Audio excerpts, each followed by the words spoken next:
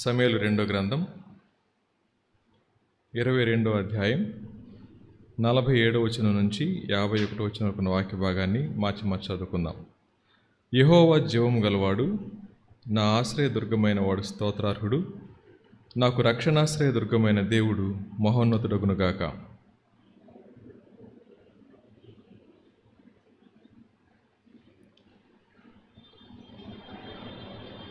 అంటే కొంచెం పెద్ద చదవండి అమ్మా.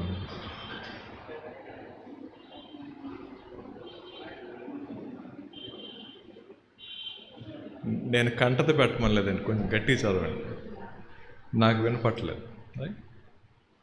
మళ్ళీ చదువుతాను. 47 చదవచ్చును. యెహోవా జీవము గలవాడు, నా ఆశ్రయదుర్గమైన వాడు స్తోత్రార్హుడు, నాకు రక్షణాశ్రయదుర్గమైన దేవుడు మహోన్నతుడగునుగాక.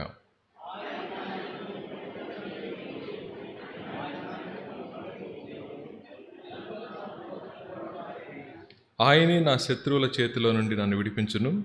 నా మీదికి లేచి వారి కంటే ఎత్తుగా నీవు నన్ను హెచ్చించుదువు. బలాత్కారము చేయవారి చేతిలో నుండి నీవు నన్ను విడిపించుదువు.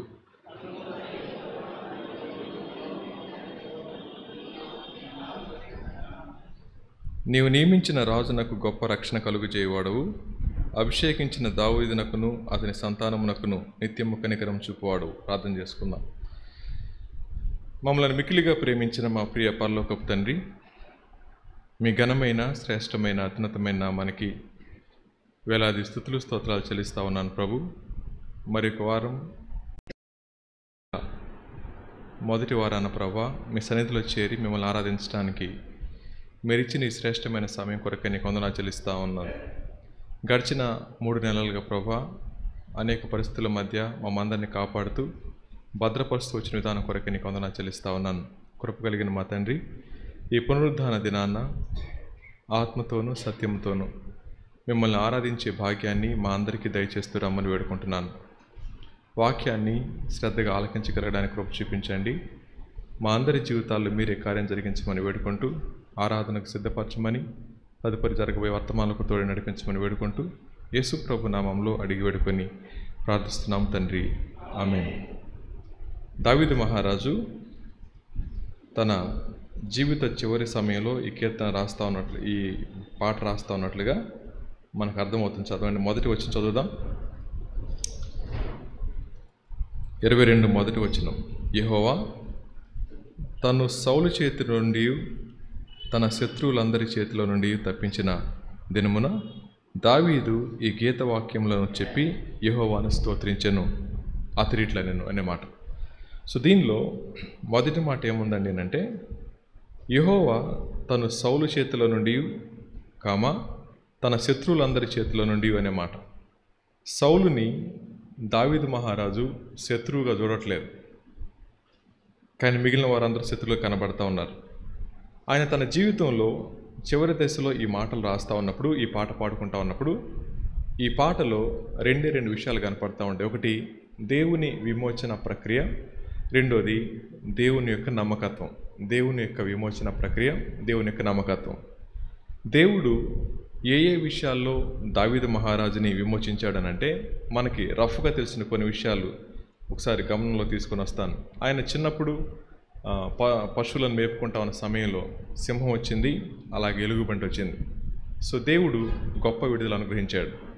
ఆ తర్వాత గొలియాతు విషయంలో మనం చూస్తూ వస్తే, ఆయన గొలియాతు దగ్గర చిన్న రాయి ద్వారా ఆయన ఇశ్రాయేలు జనాంగాన్ని విడిపించారు. ఆ తర్వాత బత్షెబాతో పాపంలో పడినప్పుడు దేవుడు ఆయన విడిపించారు. ఆ తర్వాత అబ్షలోము తను తరుముతా ఉన్నప్పుడు దేవుడు విడిపించాడు. దాని తర్వాత దానికంటే ముందు సౌలు దగ్గర నుంచి విడిపించాడు. ఆ తర్వాత మనం కొంచెం ముందుకెళ్తే పాపపు తలంపుల నుంచి ఆయన విమోచన అనుగ్రహిస్తూ వచ్చాడు. ఇలా దావీదు గారి యొక్క జీవితాన్ని ఒక స్పాట్లైట్ వేసి చూసినప్పుడు దేవుని యొక్క విమోచన ప్రతి దశలోనూ కనపడతా ఉంటుంది అన్నమాట. ఈ ఉదయకాల సమయంలో మనం ఆరాధించడానికి ఇలా ఆలోచించేద్దాం. దేవుడు మన ఆత్మీయ జీవితాన్ని లేదా మన జీవితాన్ని దేవుడు ఏ విధంగా భద్రపరుస్తూ వస్తున్నారో, ఏ విధంగా విమోచించారో మనకు అర్థమైనప్పుడు ప్రతి దశలో కూడా దేవునికి కృతజ్ఞత చెల్లించబద్దులమై ఉంటాం. అలా ఎవరైతే కృతజ్ఞత నిండిన హృదయంతో దేవుని సమీపిస్తూ ఉంటారో వారి ఆరాధన శ్రేష్టంగా ఉంటుంది. ఇప్పుడు చూద్దాం. చూడండి, దావీదు మహారాజు మాట్లాడుతూ ఉన్న మాట ఏంటండి అంటే, మొదటి మాట, యెహోవా నా శైలము, నా కోట, నా రక్షకుడు, నా దుర్గము, నేను ఆయనను ఆశ్రయించుదును. నా కేడెము, నా రక్షణ శృంగము, నా ఉన్నతమైన దుర్గము, నా ఆశ్రయస్థానము, ఆయనే నా రక్షకుడు. బలాత్కారుల నుండి నన్ను రక్షించువాడవు నీవే అనే మాట. సో దీనిలో దేవుని రక్షకుడిగా చూస్తూ ఉన్నాడు. అంత మాత్రమే కాదు, నీవే నన్ను రక్షించాలి అని అప్పగించుకుంటా ఉన్నాడు. దేవుణ్ణి రక్షకుడిగా అభివర్ణించడం వేరు, ఆయన చేతికి అప్పగించుకోవటం వేరు. ఈ రెండింటికి వ్యత్యాసం కనపడుతుంది. దేవుణ్ణి రక్షకునిగా ఎరిగి ఉండటం వేరు, ఆయనకి అప్పగించుకోవటం వేరు. మనందరి జీవితాల్లో చాలాసార్లు ఏమంటామంటే దేవుడు రక్షకుడే ఒప్పుకుంటాం, కానీ అప్పగించుకునే దగ్గర మాత్రం చాలా బలహీనపడిపోతూ ఉంటాం. ఈయనేమన్నాడు? బలాత్కారుల నుండి ఆయనే నాకు రక్షకుడు, బలాత్కారుల నుండి రక్షించువాడు నీవే అనే మాట. సో ఆయన చెప్పటం మాత్రమే కాదు, తన జీవితంలో అనుభవించి చూస్తూ ఉన్నాడు. ఈ కీర్తన మొత్తాన్ని మనం ఆలోచిస్తే 2 విషయాలు కనపడతాయి అన్న కదా. మొదటి మాట, ఒక 6-7 నెలల నుంచి హాస్పిటల్ బెడ్ మీద ఉన్నారనుకోండి. ఆ పేషెంట్ ఒక రోజున డాక్టర్ గారు రాగానే, డాక్టర్ గారు ఎప్పుడు డిశ్చార్జ్ అన్నారు అనుకోండి, సాయంత్రం వెళ్ళిపోతున్నారంటే ఎలా ఉంటుంది వాళ్ళ ఫీలింగ్ చెప్పండి? సాయంత్రం డిశ్చార్జ్ చేస్తున్నామంటే ఎలా ఉంటుంది వాళ్ళకి ఫీలింగ్? ఎలా ఉంటుంది? ఈ 6 నెలల శ్రమ అంతా ఒక్క దెబ్బకు పోతాయి. ఇంజక్షన్లు పోతాయి, సెలైన్లు పోతాయి, ట్యాబ్లెట్లు పోతాయి, ఆ స్మెల్ అన్నీ పోతాయి ఒక్కసారి, ఒక్క మాటకి. ఆ తర్వాత డాక్టర్ గారు పంపించేటప్పుడు ఏం చేస్తారంటే, వెళ్తున్నావు కదా, ఇది ఈ బిడ్డలు వేసుకో బలానికి అంటారు. ఇప్పటిదాకానేమో ట్రీట్మెంట్ ఇచ్చారు, ఇక నుంచి ఆయన్ని బలపరుస్తూ ఉన్నారు. ఒక వ్యక్తి క్రీస్తు ప్రభువారిని సమీపించేటప్పుడు ఆయన ఎప్పుడైతే దేవునికి అప్పగించుకుంటారో ఆయన విమోచనని అనుభవించే విధానం ఎలా ఉంటుందన్నమాట. సో దేవుడు నేను డిశ్చార్జ్ చేస్తాననే మాట. ఈ మాట మనం వింటా ఉంటే ప్రతి సమస్య కూడా పరిష్కారం ఉంటుంది. అది మన జీవితంలోనైనా ఎవరి జీవితంలోనైనా ఆ పరిష్కారం దొరికేదంత వరకు కూడా మనిషి ఎంత ప్రయాసపడుతూ ఉంటాడు. అందుకని మత్తయి సువార్త 11వ అధ్యాయంలో, మత్తయి సువార్త 11వ అధ్యాయం 28-29 వచనాలు మనందరూ తెలుసు కదా. ప్రయాసపడి భారం మోసుకొనుచున్న జనులారా నా యొద్దకు రండి, నేను మీకు విశ్రాంతి కలుగజేతును. నేను సాత్వికుడను, దీన మనస్సు గలవాడను గనుక మీ మీద నా కాడి ఎత్తుకొని నా యొద్ద నేర్చుకోండి, అప్పుడు మీ ప్రాణములకు విశ్రాంతి దొరుకును. ఎలానగా నా కాడి సులువుగాను నా భారము తేలిగ్గా ఉంది అనే మాట. ఇదే మాటని 22వ అధ్యాయంలో 36 వచ్చి చదవండి ఏమంటాడో. 22:36 2 సమూయేలు గ్రంథం. నీవు నీ రక్షణ కేడెమును నాకు అందించుదువు, నీ సాత్వికము నన్ను గొప్ప చేయను. నా పాదములకు చోటు విశాలపరచుదువు, నా చీలమండలు బెణకలేదు. సో ఇలా మాట్లాడుతూ ఉన్నాడు. సో కీర్తనకారుడు ప్రత్యేకంగా మాట్లాడుతూ ఉంది, దేవుణ్ణి ఆశ్రయించినప్పుడు దేవుడు ఏ విధంగా గొప్ప చేస్తారు, దేవుణ్ణి ఆశ్రయించినప్పుడు దేవుడు ఏ విధంగా పట్టించుకుంటాడు, దేవుణ్ణి ఆశ్రయించినప్పుడు దేవుడు ఏ విధంగా విమోచిస్తాడు. ఈ విషయాలు మాట్లాడుకుంటూ వస్తున్నారు. సో ఇక్కడ నుంచి మనం ముందుకెళ్దాం. ఈయన ఏమని చేశాడు చెప్పండి? నువ్వు రక్షణకర్తవు మాత్రమే కాదు, రక్షించాల్సిన బాధ్యత కూడా నీదే అనే మాట.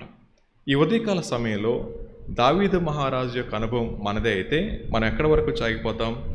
యెహోవా నా శైలం అంటాం, నా కోట అంటాం, నా రక్షకుడు అంటాం. కానీ ఆయనే నా రక్షకుడు, నన్ను రక్షించువాడవు నీవే అన్న పర్సనల్ రిలేషన్షిప్ దగ్గర మనం వెళ్ళలేకపోతా ఉన్నాం.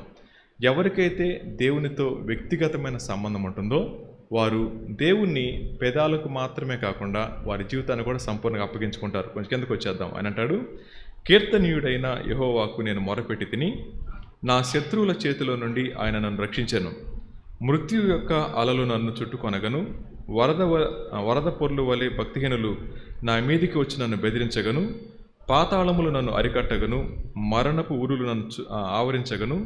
నా శ్రమలో నేను యెహోవాకు మొరపెట్టి తిని, నా దేవుని ప్రార్థన చేసి తిని, ఆయన తన ఆలయములో ఆలకించి నా ప్రార్థన అంగీకరించెను, నా మొర ఆయన చెవులలో చొచ్చెను అనే మాట. ఈయన ఏం చేస్తూ ఉన్నాడు?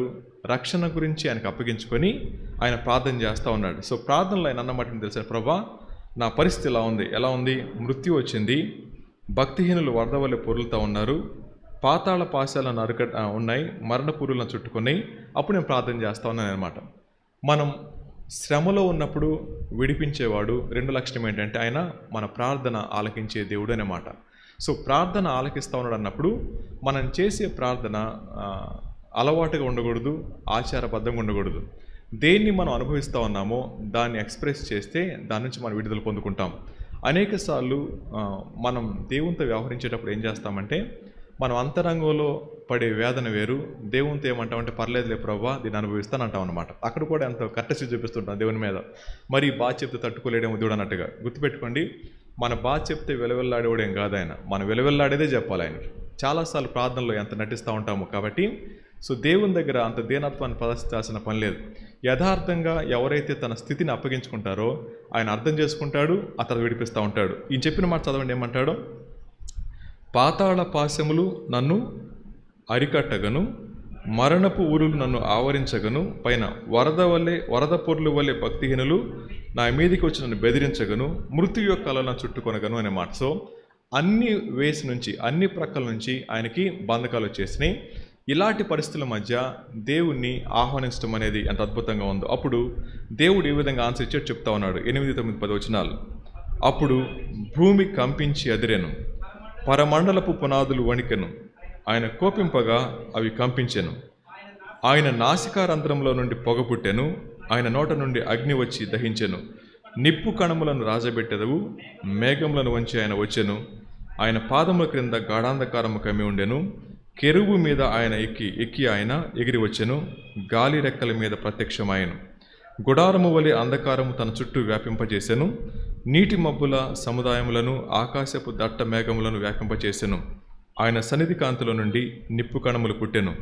యెహోవా ఆకాశమందు గర్జించెను, సర్వోన్నతుడు ఉరుముధ్వని పుట్టించెను అనే మాట. సో ఆయన వివరించిన విధానం చూడండి. దేవుడు ఏమై ఉన్నాడో నా సమస్య దగ్గర దేవుని యొక్క ప్రతిస్పందన అంటే చెప్తా ఉన్నాడు. అనేక సార్లు మనం చెప్పినటువంటి ఆ సమస్యకి ఆయన స్పందించే విధానానికి మనకు తెలియకపోతే ఆయన ఆరాధించలేం. ఆయన చెప్పిన సమస్యలు చాలా చిన్న చిన్నగా ఉన్నాయి. ఈయనేమని చెప్పండి, అప్పుడు భూమి కంపించి అది రెను అనే మాట. నన్ను చుట్టుకునేమో మరణపూరులు చుట్టుకున్నాయి, నా మీద భక్తిహీనులు వచ్చారు. ఇలాంటి పరిస్థితుల్లో దేవుని యొక్క ఆన్సర్ ఏంటంట, ఆయన నా మొర వినగానే భూమి కంపించి ఎదిరెను, పరమండలపు పునాదులు వణికెను, ఆయన కోపింపగా అవి కంపించను అన్నమాట. ఒక విశ్వాసి యొక్క ఆర్తధ్వని దగ్గర దేవుడు స్పందించే తీరు కానీ, దేవుడు పట్టించుకునే తీరు కానీ మనకు అర్థం చేసుకుంటామంటే మన శ్రమ ఆయన ముందు ఏది కూడా ఎన్నదగింది కాదు అన్నమాట. ఈ సత్యం అర్థమైన తర్వాత అంటున్నాడు, ఆయన దేవుడు ఎవరంటే 14 వచనంలో, ఆయన ఆకాశమందు గర్జించెను, సర్వోన్నతుడు ఉరుముధ్వని పుట్టించెను అన్నమాట. రైట్. సో దీంట్లో దేవునికి ఒక లక్షణాన్ని తీసుకొస్తా ఉన్నాడు. ఎవరు నా దేవుడు అండినంటే ఆయన సావరిన్ మాత్రమే కాదు, సార్వభౌమాధికారి మాత్రమే కాదు, ఆయన సర్వశక్తిమంతుడు అన్నమాట. సో ఈయన ఆరాధన వ్యర్థంగా చేయట్లేదు, ఆరాధన ఆలోచించకుండా చేయట్లేదు. ఆయన చేసే ఆరాధనకి ఒక బేస్ ఉంది. ఏంటి ఆ బేస్ అంటే, నా దేవుడు సర్వశక్తిమంతుడు, నా దేవుడు సార్వభౌమాధికారి, నా దేవుడు రక్షణకర్త అనడం కాదు, ఎక్స్పీరియన్స్ చేస్తూ ఉన్నాడు. సో ఇది ఆరాధనలో మనం ప్రతిస్పందించాల్సిన విధానం. కాబట్టి అంటున్నాడు ఆయన నా దేవుడు సర్వోన్నతుడు అన్నమాట. రైట్. ఆ తర్వాత చూడండి కిందకంటాడు, తన బాణములను ప్రయోగించి శత్రువులను బెదరగొట్టును, మెరుపులను ప్రయోగించి వారిని తరమ చేసును. యెహోవా గద్దింపునకు తన నాసికారంధ్రముల శ్వాసము వడిగా విడువగా, ఆయన గద్దింపునకు ప్రవాహముల అడుగు భాగములు కనబడును, భూమి పునాదులు బయలుపడెను. ఉన్నత స్థలము నుండి చెయ్యి చాపి ఆయన నన్ను పట్టుకొని మహాజలరాశుల నుండి తీసెను. బలవంతులకు పగవారు, నన్ను ద్వేషించువారు నాకంటే బలిష్ఠులై ఉండగా వారి వశం నుండి ఆయనను రక్షించను అన్నమాట. ఈ సందర్భం మనం చదువుతూ ఉంటే ఒకసారి మనకి ఎర్ర సముద్రం గుర్తు రావట్లా. సో ఎర్ర సముద్రం దగ్గర దేవుడు పట్టించుకున్న రీతి ఎంత అద్భుతంగా ఉంటుందో కదండి. సో వెనకాల సైన్యం తరుముతూ ఉంది, ముందు ఊహకందనటువంటి సముద్రం ఎదురు చూస్తూ ఉంది. ఈ మధ్యలో వాళ్ళ విశ్వాసం ఎక్కడుంది చెప్పండి, దేవుని మీద కనపడతా ఉంది. మోషే అంటాడు, ఏం చేయమంటావు ప్రభు అని. ఏం చేయమంటావు, చేతులు ఏమని చెప్పండి, విశ్వాసాన్ని ప్రాక్టీస్ చేయమనే మాట. సో విశ్వాసం అనే మాటకి అర్థం ఏంటండి అంటే బియాండ్ అనే మాట. రైట్. సో నా వెనక లెటర్స్ కనపడుతున్నాయి కదా, ఏమేమి కనపడుతుంది చెప్పండి ఒకసారి ఊరికినే. నా వెనక లెటర్స్ కనపడుతున్నాయి కదా, మీరేమేమి చూడగలుగుతున్నారు? నన్ను కాదు, నా వెనక ఉన్న స్క్రీన్. అమ్మా స్వరమా? రైట్. అంటే నేను చూడమన్నా చదవమనలా, వెనకాల ఏం కనపడుతుంది చూడండి, అప్పుడు అడుగుతాను. చూసారు కదా, ఇప్పుడు ఏం కనపడుతుంది చెప్పండి. మీ కళ్ళకు పొరలు వచ్చినట్టు సరిగ్గా చూడండి. అమ్మా మాటలు కనపడుతున్నాయి. Very good. ఇంకేం కనపడుతున్నాయి?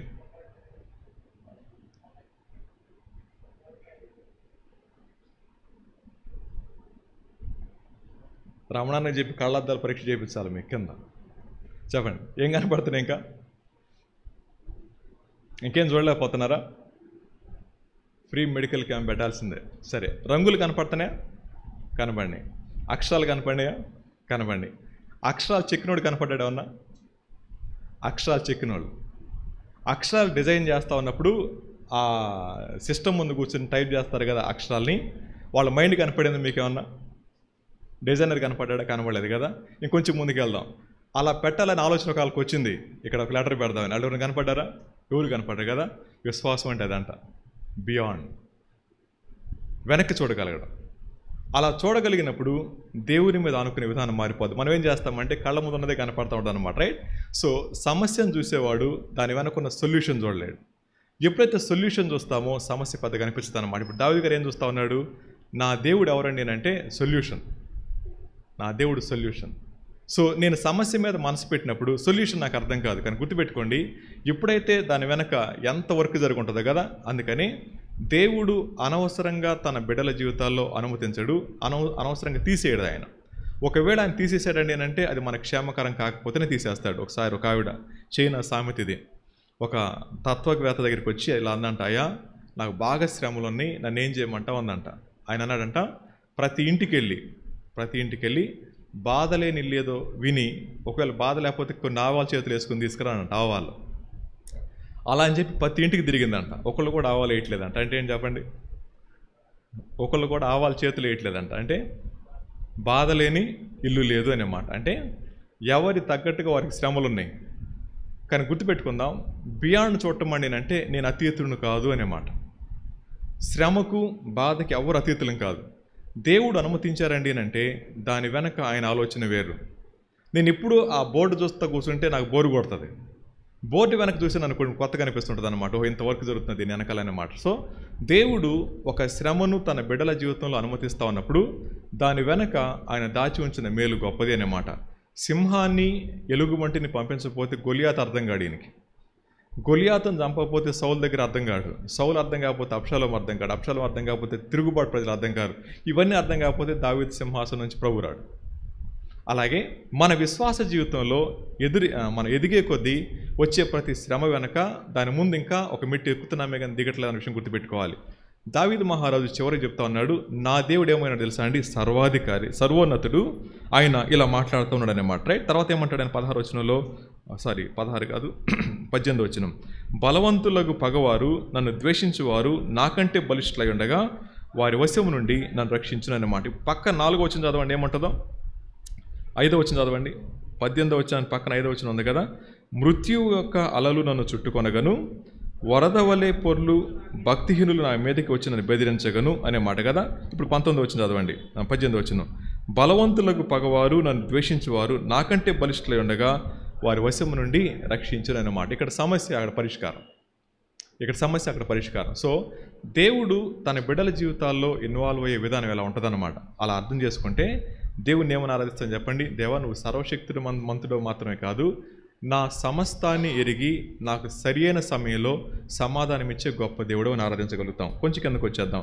కొంచెం కిందకు వచ్చిన తర్వాత ఆయన ఏమంటారండి అంటే 21 నుంచి 25 వచనాల్లో, నా నీతిని బట్టి ఆయన నాకు ప్రతిఫలం ఇచ్చెను, నా నిర్దోషత్వమును బట్టియే నాకు ప్రతిఫలం ఇచ్చెను, యెహోవా మార్గములను నేను అనుసరించున్నాను, భక్తిహీనుడనై నా దేవుణ్ణి విడిచినవాడను కాను, ఆయన న్యాయ విధులు అన్నిటిని నేను లక్ష్యపెడుచున్నాను, ఆయన కట్టడలను త్రోసివేసిన వాడను కాను, దోషక్రియలు నేను చేయనొల్లకుంటిని, ఆయన దృష్టికి యథార్థుడనైతిని, కావున నేను నిర్దోషిని ఉండుట యెహోవా చూచెను, తన దృష్టికి కనబడిన నా చేతుల నిర్దోషత్వం బట్టి నాకు ప్రతిఫలం ఇచ్చును అన్నమాట. సో దీనిలో ఎందుకు దేవుడు అతన్ని విమోచించాడండి అని అంటే కింద చెప్తున్నాను అనమాట, ఏమని?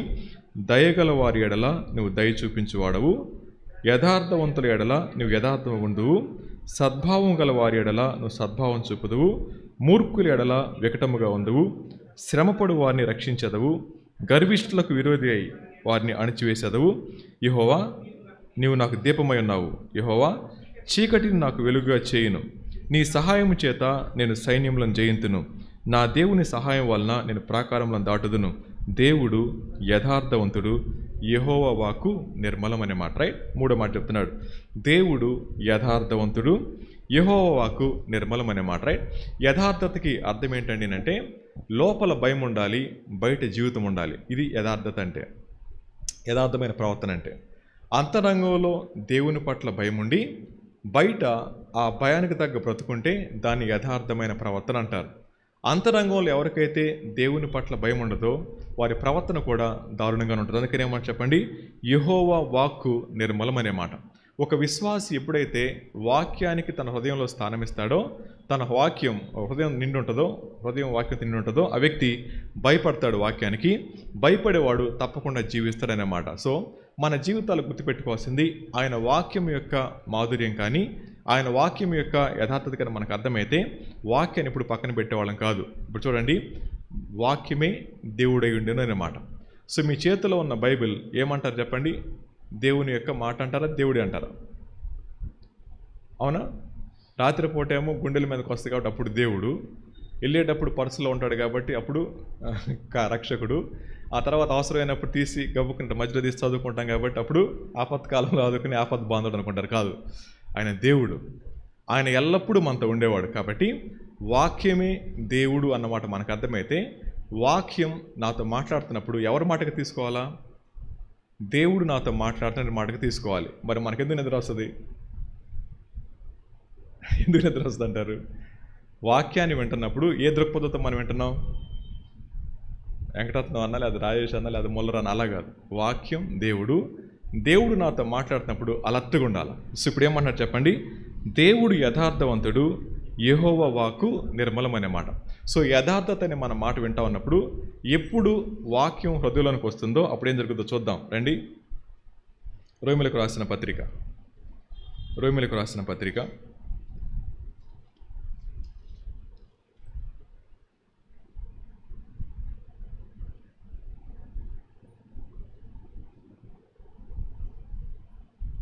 8వ అధ్యాయం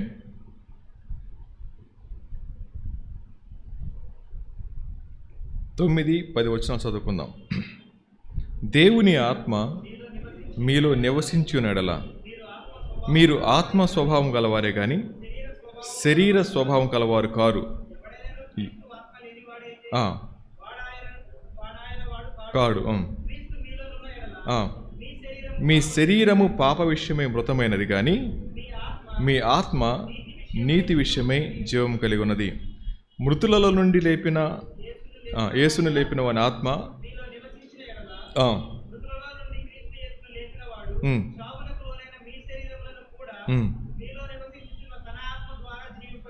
మీలో నివసించుచున్న తన ఆత్మ ద్వారా, అది అండర్లైన్ చేసుకోండి, మీలో నివసించుచున్న తన ఆత్మ ద్వారా అన్నప్పుడు అక్కడ పెద్ద లెటర్లో రాశారు తన ఆత్మ ద్వారా అన్నమాట.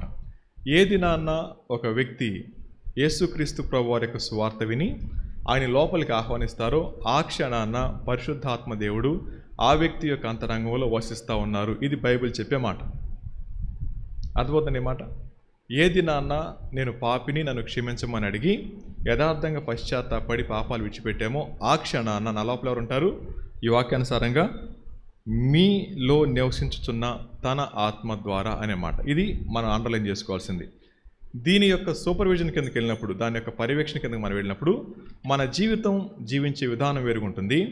ఈ పర్యవేక్షణ లేకపోతే మన జీవితం వేరు కనబడుతూ ఉంటుంది. అందుకని సర్విలెన్స్ కింద ఉన్నప్పుడు, సీసీ కెమెరాల కింద మనం ఉంటా ఉన్నప్పుడు కొన్నిసార్లు ఏం చేస్తారు చెప్పండి? సీసీ కెమెరా మీద గుడ్డేస్తారు. ఎందుకని? సీసీ కెమెరా మీద అట్లా కవర్ చేస్తారు. ఎందుకని చెప్పండి? మనకు లేవు కాబట్టి అంత అనుభవం లేదు, నేను చూసాను కాబట్టి చెప్తున్నాను. ఎందుకు వేస్తారు? కింద ఏం చేస్తామో తెలియకుండా ఉండాలి కాబట్టి. అలాగే మనం కూడా లోపల ఆత్మదేవుడు ఉన్నారు. ఎప్పుడైతే శరీరం చేత పట్టబడతాం, కాసేపు ఏం చేద్దాం అనుకుంటాం? కాసేపు అక్కడ ముసుకేసుకొని మన పని జరిగించుకోవచ్చు అనుకుంటాం. కుదరదు. ఆయన దుఃఖపడతారు, ఆయన ఒప్పిస్తారు, ఆయన సహాయం చేస్తారు, ఆయన విడిచిపెట్టే దేవుడు కాదు. అందుకు మాట చెప్తాను, నిజమైన విశ్వాసి సక్సెస్ఫుల్గా పాపం చేయలేడు అంట. సక్సెస్ఫుల్గా అర్థపోతండి. ఆవిడ సక్సెస్ఫుల్గా పాపం చేస్తున్నాడండి నేనంటే క్వశ్చన్ మార్క్ పెట్టుకోవాల్సిందే. దేవుడు ప్రతి దశలో కూడా అడ్డుకుంటూనే ఉంటాడు, ఎక్కడోసారి అడ్డుకుంటూనే ఉంటాడు, ఎక్కడ కూడా ఆయన్ని వదిలిపెట్టే దేవుడు కాదు. సో ఇలాంటి దేవుడు మనం సేవిస్తా ఉన్నప్పుడు ఏం చెప్పగలుగుతాం చెప్పండి? ప్రభా నువ్వు యథార్థవంతుడివి. తర్వాత ఆయన ఏమన్నాడు? ఆయన వాక్కు నిర్మలం అనే మాట. కొంచెం కిందకు వచ్చేద్దాం. ఆయన శరణుజొచ్చు వారందరికీ ఆయన కేడము. యెహోవా తప్ప దేవుడేడి? మన దేవుడు తప్ప ఆశ్రయదుర్గమేది? దేవుడు నాకు బలమైన కోటగా ఉన్నాడు.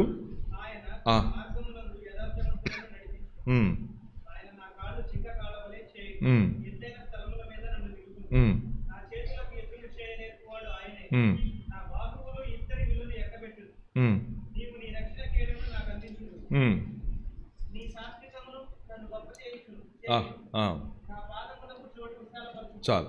సో ఇప్పుడు ఎప్పుడైతే ఆత్మీయుడు మనలో ఉంటా ఉన్నారో, ఎఫెసీయులకు రాసిన పత్రిక 6వ అధ్యాయం దగ్గరికి వద్దాం. మనందరూ తెలిసిన మాటలు ఒకసారి చూద్దాం.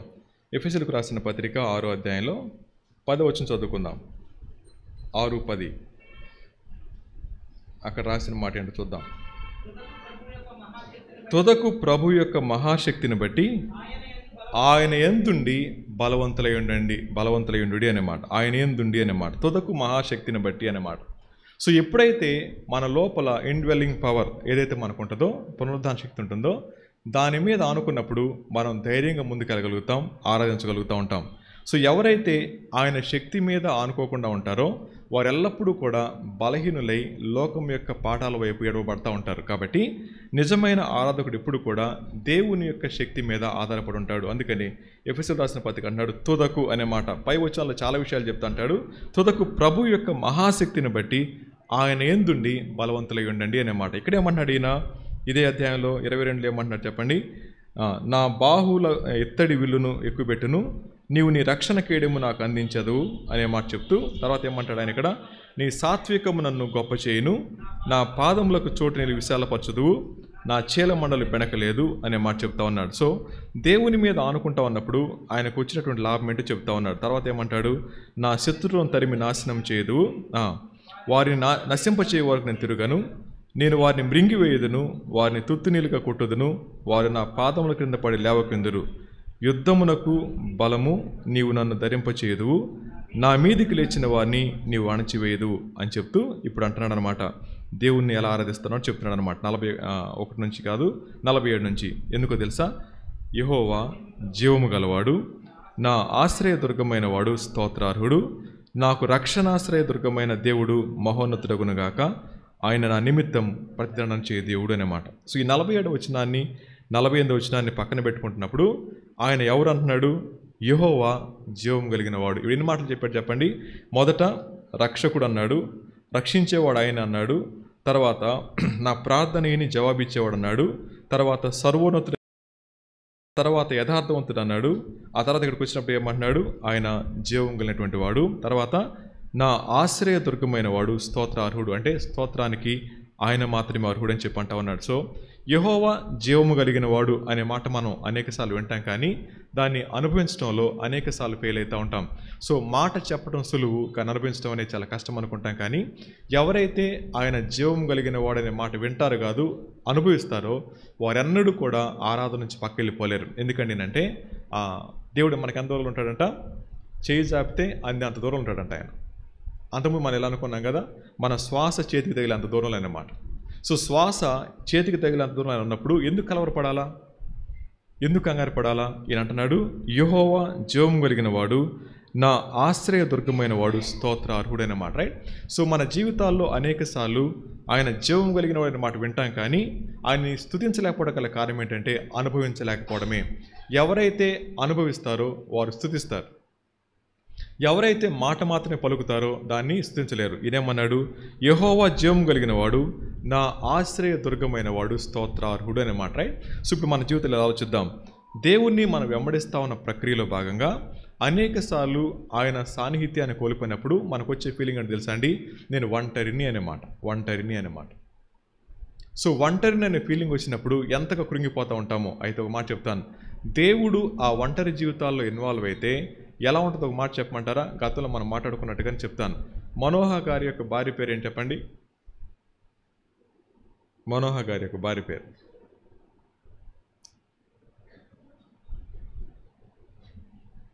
నన్ను అనుమానంగా చూడబాకండి. నేను కూడా అలాగ అనుమానించాను. గత 2 వారాల క్రితం మనోహర్ గారి గురించి చెప్పిన తర్వాత నా తర్వాత నిలబడి మాట్లాడుతున్న పాస్టర్ అంటున్నారు, మనోహమ్మ ఎంత గొప్పదో తెలుసా ప్రియులారా అంటాడు అన్నమాట. మనోహమ్మ అంట, మనోహమ్మ అని పేరు పెట్టేశాడు ఆయన, రైట్. సో మనోహ గారి యొక్క భార్యకి బైబిల్లో పెట్టిన పేరు గొడ్రాలు అని. అది ఆమె జీవితం. కానీ ఎప్పుడైతే దేవుని యొక్క ఇంటర్వెన్షన్ జరిగిందో, దేవుడు ఎప్పుడైతే ఆమెకి కలుసుకున్నారో ఆ క్షణాన ఆమె గర్భవతి అయింది. ఆ తర్వాత ఆమెను ఏమని పిలుచుంటారు చెప్పండి ఒకసారి? మా ఎక్స్ గొడ్రాలు అంటారా, మాజీ గొడ్రాలరా అంటారా? ఎందుకనరు? ఒక మాట చెప్ప, ఎందుకనరు? నా మాట మీకు అర్థమైందా? దేవుడు తన బిడ్డల జీవితాల్లో ఇంటర్వ్యూని అయితే అంటే పట్టించుకుంటే అప్పటిదాకా అనుభవించింది క్షణంలో పోద్ది. ఈ దినాన్న దేవుని యొక్క ఇంటర్వెన్షన్ మన జీవితంలో జరిగేంత వరకు కనుక ఆగామనుకోండి, ఆయన ఏ విధంగా నింద తొలగిస్తారో మనకు అర్థం కాదు. ఇక ఎన్నడూ కూడా ఆ పేరు పెట్టి పిలవలేరు అనే మాట అర్థమవుతుంది కదండి. అలాగే ఆయన ఏంది విశ్వాసం ఉంచిన వారం అందరం కూడా తన బిడ్డలమయ్యాం. అప్పటిదాకా మనల్ని ఏమనేవాళ్ళు చెప్పండి? ఎంత గౌరవంగా పిలిచేవాళ్ళ? మన యొక్క గుర్తింపు వేరు, ఐడెంటిటీ వేరు. ఏ క్షణాన్నైతే యేసయ్యా నువ్వు నన్ను క్షమించండి, నన్ను నీ బిడ్డకు అంకించిన అన్నామో ఆ క్షణాన నా గుర్తింపు మారింది, ఆ క్షణాన నా గమ్యస్థానం మారింది, ఆ క్షణాన నాకు వచ్చిన ఆధిక్యతలు మారిపోయినాయి. అలాగే దేవుని యొక్క ఇంటర్వెన్షన్ లేట్ అవ్వద్దు అనుకోకండి. అందుకే అనుకున్నాం, మన దేవుడు తొందరపడేవాడు కాదు, మన దేవుడు ఆలస్యం చేసేవాడు కాదు. ఆయన సమయంలో ఎప్పుడు కూడా ఆయన ప్రత్యక్షమైనటువంటి దేవుడు ఆయన. ఇది ఈయనకి అర్థమైంది. అందుకని అంటున్నాడు, యెహోవా జీవం కలిగిన వాడు, నా ఆశ్రయ దుర్గమైన వాడు, స్తోత్రార్హుడు అనే మాట. సో అప్పటిదాకా కన్నీళ్ళు ఉన్నాయి, అప్పటిదాకా అవమానాలు ఉన్నాయి, అప్పటిదాకా నిందలు ఉన్నాయి, అప్పటిదాకా సమాజంలో ఒంటరే. కానీ ఎప్పుడైతే దేవుని యొక్క దూత ప్రత్యక్షమై మాట్లాడారో మనోహ గారి కుటుంబంతో, ఆ క్షణాన వారి కుటుంబ జీవితం మారిపోయింది. అలాగే మన జీవితాల్లో కూడా దేవుని యొక్క ఇంటర్వెన్షన్, దేవుని యొక్క ప్రత్యక్షత మనకు అర్థమైనప్పుడు తప్పకుండా ఈ రోజున స్థితి రేపు ఉండదు. కానీ అది ఈరోజు కావచ్చు, రేపు కావచ్చు, లేకపోతే 20 సంవత్సరాల కూడా కావచ్చు, ఇప్పుడు కాకపోవచ్చు కూడా. దేవుడు అవసరం లేకపోతే ఏది కూడా అలో చేయరు. మళ్ళీ చెప్తా ఉన్నాను, ఈ రోజున మనం అడుగుతా ఉన్నది ఒకవేళ అది మనకి క్షేమం కాకపోతే గెలగెల కొట్టుకునివ్వడు ఆయన. అవసరమైతే అలా మౌనంగా ఇచ్చేస్తాడు ఆయన. ఇది మనకు అర్థమైతే ఏమంటాం చెప్పండి? ఆయన స్తోత్ర అర్హుడు అనమాట. సో స్తోత్రం చెల్లించడం అనేది ఎప్పుడో తెలుసా అండి? ఆయన ఏమై ఉన్నాడో, ఏం చేయగలడో మనకు అర్థమైతేనే. కానీ మనం ఏమనుకుంటాం? పొందుకుంటే స్తుతిస్తాం మనం. ఈయన అలా మాట్లాడలేదు. నా దేవుడు జీవం కలిగిన వాడు, ఆయన స్తోత్రానికి అర్హుడు. అంటే చేసినా చేయకపోయిన స్తోత్ర అర్హుడే. ఒకవేళ నాతో ఉన్నా లేకపోయినా స్తోత్ర అర్హుడు, ఎందుకంటే నేను వెళ్ళేవాడు కాదు కాబట్టి. కిందకి నేను ఏమంటాడు? ఆయన నా నిమిత్తం ప్రతిదండన చేయు దేవుడు అనే మాట. ఇప్పుడు నన్ను పక్కన పెట్టి ఎవరు ఆడుతున్నారు చెప్పండి? దేవుడే కదా మన పక్షాన ఉండేది. కాబట్టి ప్రతిదండం చేసేది ఆయన నా నిమిత్తం అనే మాట. అంటే అవసరతల్లో నా పక్షాన ఎవ్వరు నిలబడకపోయినా నాతో ఉండి నా పక్షాన పోరాడేవాడు ఆయనే అనే మాట. కొంచెం కిందకు వద్దాం. ఆయన నా నిమిత్తం పగ తీర్చు దేవుడు, జనములను నాకు లోబర్చువాడు ఆయనే నా శత్రువుల చేతుల నుండి నన్ను విడిపించును, నా మీదికి లేచువారి కంటే ఎత్తుగా నువ్వు నన్ను హెచ్చించదు అనే మాట. ఈయన ఎలా చూస్తున్నాడు సమస్య చూడండి. అలా ఎలా లెగుస్తుందంట, దానిపై నేను కూర్చుంటాడంట. ఇది ఎట్లా చూస్తాం మనం చూసింది ఏం చెప్పండి? అలా లెగుస్తున్నాను, కనబట్టలేదు. ఆయన అంటాడు దాని మీద సింహాసనం ఉంది అన్నాడు ఆయన. అర్థం కాదు ఈ మాట, రైట్? ఎంత చక్కగా చెప్తాడు చూడండి. ఆ మాట మళ్ళీ చదువుకుందాం చూడండి ఏమంటాడు. నా మీదికి లేచి వారి కంటే ఎత్తుగా నువ్వు నన్ను. లేచేవాడు ఎలా ఉంటాడు చెప్పండి? మన కింద కనపడతా వాళ్ళు పెద్దగా కనపడతారు. కానీ నేనేమన్నాడు? అక్కడ నన్ను కూర్చోబెడతా ప్రభు అంటున్నాడు. అంటే ఎంత పెద్ద శ్రమ వస్తే అంత పెద్ద బహుమానమేమో, ఎంత పెద్ద అపనింద వస్తే అంత పెద్ద ఉన్నతమైన బహుమానమేమో. మనం ఏం చేయాలి? మౌనంగా ఉండాలి అంతే. కూర్చోబెట్టేది ఆయన. అదవుతుందండి. నేను కూర్చుంటాను అట్లా, కూర్చోబెట్టేవాడు నువ్వు. అదే కన్నా అక్కడ నీవు నన్ను హెచ్చించదవు, బలాత్కారము చేయవారి చేతుల నుండి నీవు నన్ను విడిపించదవు. అందువలన యెహోవా అన్యజనులలో నేను నిన్ను గణపరచెదను, నీ నామకీర్తన గానము చేసేదను. నీవు నియమించిన రాజునకు గొప్ప రక్షణ కలుగ చేయవాడవు. రాజుకి ఎవరికి రక్షణ ఇవ్వాలా? రాజుగారి రక్షణ ఇవ్వాలి కదా. ఈయన ఉన్నాడు, నువ్వు అనుభవించిన రాజుకి రక్షణ నువ్వు కలిగిస్తావు అన్నమాట. సో ఈ కీర్తన అంటే ఈ అధ్యాయం అంతటిని పాటగా 18వ కీర్తనలో చెప్పారు. 18వ కీర్తన కూడా ఇదే సేమ్ పాట ఉంటుంది. చదవండి ఒకసారి, చదివి మనం ముగిద్దాం. 18వ కీర్తన రండి. ఈసారి మీరు 18వ కీర్తన చదువుకున్నప్పుడు దీన్ని పక్కన పెట్టి చదువుకుందరు కానీ అప్పుడు అర్థమవుతుంది. 18వ కీర్తన. యెహోవా నా బలమా, నేను ప్రేమిస్తూ ఉన్నాను, నా శైలము, నా కోట, నన్ను రక్షించువాడు, నా కేడము, నా రక్షణ శృంగము, నా ఉన్నత దుర్గము, నా దేవుడు, నేను ఆశ్రయించున్న నా దుర్గము అని చెప్పి సేమ్ ఇలా రాసుకుంటూ వస్తూ ఉంటాడు అనమాట. రైట్. సో దీనిలో గుర్తుపెట్టుకోవాల్సిన 2 విషయాలు. దేవుడు ఎలా విమోచిస్తాడు, దేవుడు ఎలా బలపరుస్తాడు. 2 మాటలు. దేవుని యొక్క విమోచన, దేవుని యొక్క సహాయం. 2 విషయాలు. దేవుడు పాప బంధకాల్లో పడి ఉన్న మనల్ని విమోచించడానికి మహిమని విడిచి మానవుడిగా వచ్చాడు మన కోసం. ఆ రోజున మేఘస్తంభాల్లో నుంచి గాలి గమనం మీద ఇక్కడికి వస్తే మన కోసం ఎలా వచ్చాడు చెప్పండి? మహిమని విడిచి మానవుడిగా వచ్చాడు. ఆ దినాన్న పోరాటం చేస్తే ఈ దినాన్న మన కోసం ఏం చేశాడు? ఆయన ఆఖరి రక్తబొట్టు వరకు కాచి తన ప్రశస్తమైన రక్తం ద్వారా నన్ను విమోచించుకున్నాడు ఆయన. అంత మాత్రమే కాదు, నేను బలహీన పడిపోకుండా ఏం చేశాడు చెప్పండి? సదాకాలం నాతో ఉండటానికి ఎవరిని పంపించాడు? ఆయన తన పరిశుద్ధాత్మ దేవుని మనతో ఉంచడానికి ఇష్టపడ్డాడు. ఇలాంటి గొప్ప దేవుడిని ఎలా విడిచిపెట్టేస్తాను చెప్పండి? ఆ రోజున దావీదు గారికి ఈ అనుభవం లేకపోవచ్చు కానీ మనకేముంది? అందుకని మత్తయి సువార్త 28వ అధ్యాయంలో, మత్తయి సువార్త 28వ అధ్యాయం చివరిగా మాట చదివి మనం ఆరాధనకు వెళ్దాం. మత్తయి సువార్త 28వ అధ్యాయం 16, 17, 18, 19, 20 వచనాలు నేను చదువుతాను, దయచేసి చూడండి. 11 మంది శిష్యులు యేసు తమకు నిర్ణయించిన గలిలయలోని కొండకు వెళ్ళిరి. వారు ఆయనను చూచి ఆయనకు మ్రొక్కిరి గాని కొందరు సందేహించిరి. అయితే యేసు వారి యొద్దకు వచ్చి, పరలోకమందును భూమి మీదను నాకు సర్వాధికారం ఇయ్యబడినది, కాబట్టి మీరు వెళ్ళి సమస్త జనులను శిష్యులనుగా చేయుడి. తండ్రి యొక్కయు కుమారుని యొక్కయు పరిశుద్ధాత్మ యొక్క నామంలోని వారికి బాప్తిస్మం ఇచ్చుచు, నేను మీకు ఏ సంగతులు ఆజ్ఞాపించుతున్న వాటన్నిటిని గైకొనవలెనని వారికి బోధించుడి. ఇదిగో నేను యుగ సమాప్తి వరకు సదాకాలం మీతో కూడా ఉన్నానని వారితో చెప్పినమాట. ఎవరితో చెప్పాడు ఆయన? ఎవరు నమ్మారో, ఎవరు అనుమానించారు, 2 ఉన్నారు ఇక్కడ. నమ్మిన వాళ్ళకి చెప్పాడు, అనుమానించిన వాళ్ళకి చెప్పాడు. ఇక్కడ కూర్చున్న మనలో ఆరాధన సిద్ధపడుతున్న మనందరిలో కూడా నమ్మిన వాళ్ళం కొంతమందిమి, అనుమానించే వాళ్ళం కొంతమందిమి. కానీ ప్రభు అంటా ఉన్నాడు, మారని దేవుడు, మార్పు లేనివాడు కాబట్టి ఇదిగో నేను యుగ సమాప్తి వరకు సదాకాలము మీతో, అంటే వాళ్ళతో ఉన్నాడు, మనతోనే ఉన్నాడు. ఇద్దరిలో మనం ఎక్కడ ఉన్నామో తెలుసుకోవాలా. ఒకవేళ మనం కనుక సందేహించేవారం అనుకోండి, సందేహించాల్సిన పని లేదు, ఆయన మనతోనే ఉన్నాడు. ఒకవేళ నమ్మిన వారం అనుకోండి, ఇంకా సంతోషపడాల్సిన పని ఏంటంటే ఆయన విడిచిపెట్టలేదు. ఈ 2 విషయాలను పట్టుకొని ప్రభా అనేక సార్లు విమోచించినప్పుడు అనిపించింది ఇదే చివరి శ్రమ అయితే బాగుండని. కానీ ఇప్పుడు అర్థమవుతుంది ఆ శ్రమ దగ్గర ఆగిపోయి చాలా మేలులు మిస్ అయ్యాను ప్రభా అని చెప్పి. సో మీరు ఎక్కిస్తా ఉన్నప్పుడు ప్రభా నమ్మకంగా మీ వెనకొచ్చే భాగ్యం దయచేయని ప్రభాని అడుగుదాం. సో దేవుణ్ణి సమీపించే విధానం కానీ, దేవునికి అప్పగించుకునే విధానం కానీ మనకు అర్థమైతే ఏ శ్రమ కూడా అది మనకి అడ్డుపడేది కాదు. ఆరాధించడానికి ప్రతి శ్రమ కూడా ఆరాధనకు ఒక మెట్లానే కనపడుతుంది. కాబట్టి తల్లు వంచండి, కళ్ళు మూసుకోండి. సో దేవుడు మనతో మాట్లాడిన దాన్ని బట్టి కానివ్వండి, లేదా సిద్ధపడి వచ్చిన దాన్ని బట్టి కానివ్వండి, ఆరాధన చేద్దాం. దావీదు మహారాజు తన జీవితాన్ని పరిశీలన చేసుకుంటా ఉన్నప్పుడు ఎక్కడెక్కడ ఎలా విమోచించాడో చెప్పారు.